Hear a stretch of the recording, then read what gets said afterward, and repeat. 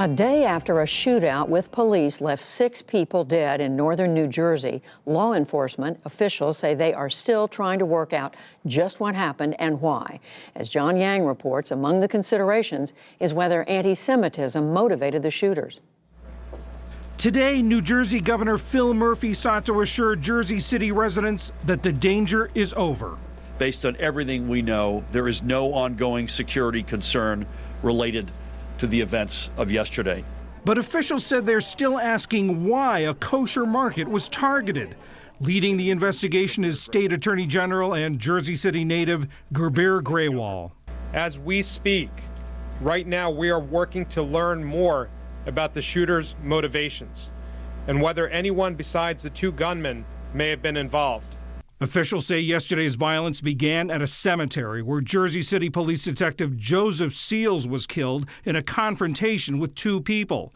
The killers drove a stolen U-Haul van, believed linked to a weekend homicide, about a mile to the kosher market, where they immediately opened fire with 2 long rifles. For nearly 3 hours, they engaged police in a fierce gun battle, making the neighborhood look like a war zone. SWAT officers in tactical gear swarmed the area. Schools were put on lockdown. It ended when an armored police vehicle rammed the store entrance.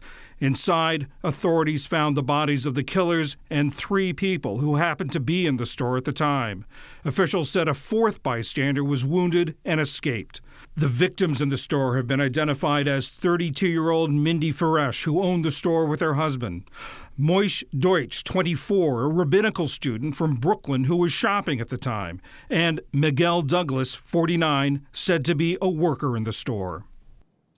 The slain police officer, Joseph Seals, was 40 years old and the father of 5 children, the youngest just 2 years old. Stephen Fulop is mayor of Jersey City, and he joins us from the scene of yesterday's shootout. Mr. Mayor, thank you very much for joining us. First of all, our condolences for what the city went through and is still going through. Officials earlier in their news conference were careful to say they don't know the motivation for this. But are you now calling this a hate crime? So I just want to speak for a second from the information that we've seen in Jersey City. And as the grandson of Holocaust survivors that immigrated to this country because it was a place of tolerance and acceptance, I think it's important that you call out anti-Semitism for what it is, and you do that quickly and aggressively.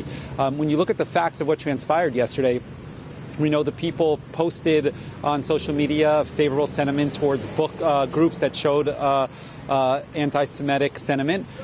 We know that they drove deliberately to the kosher supermarket. We know that they bypassed a lot of targets on the way. We know that they bypassed targets right next to the kosher supermarket. We know they took out long rifles across the street and commenced to fire while advancing into the supermarket. And when you think about all of those facts, on top of the fact that they had a pipe bomb in the truck showing that they had sentiment to do more damage, it's difficult to argue anything other than anti-Semitic sentiment there. And from my standpoint, it's just really important to be aggressive and deliberate in when you call that out.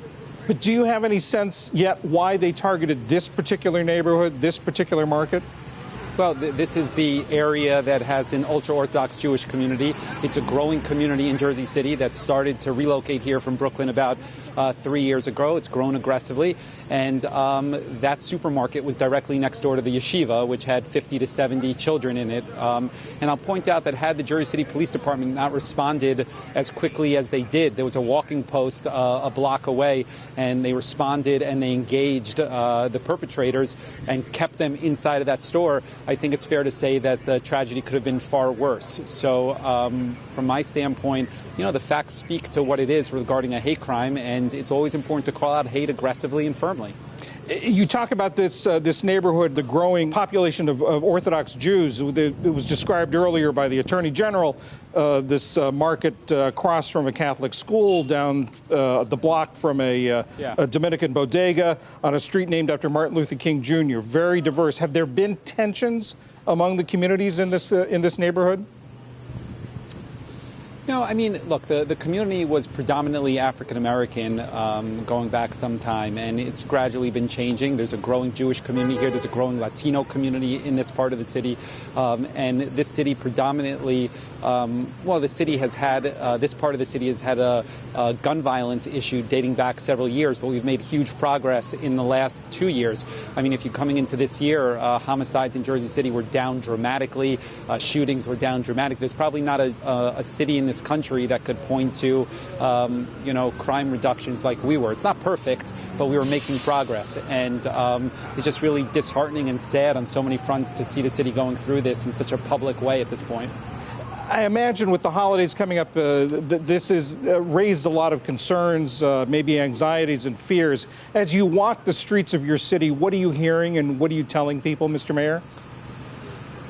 Well, I mean, look, the community is a loving community. It's an inclusive community, and I think most people understand that. And I don't think that the actions of yesterday represent the sentiment in the city, and everybody understands that. So we're going to pull together. We're going to be supportive of the Jewish community here. We're going to be supportive of all communities here, and we're going to get through it. I mean, this city has gone through hardships before, and unfortunately, we're going to have to do it again, but we'll get through it.